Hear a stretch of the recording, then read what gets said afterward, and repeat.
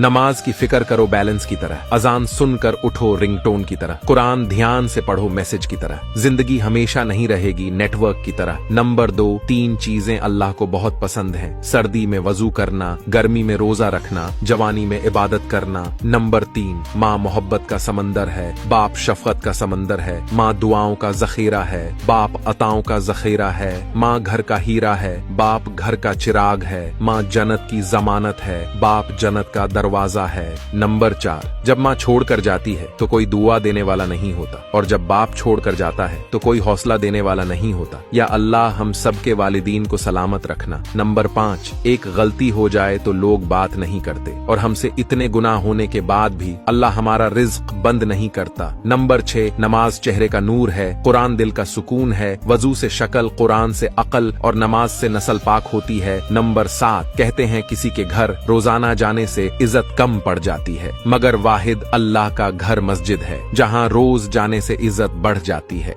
Video को like तो कर लिया होगा दोस्त, अब मुझे फॉलो करके अपना दोस्त बना लो, हमेशा सही राह दिखाऊंगा।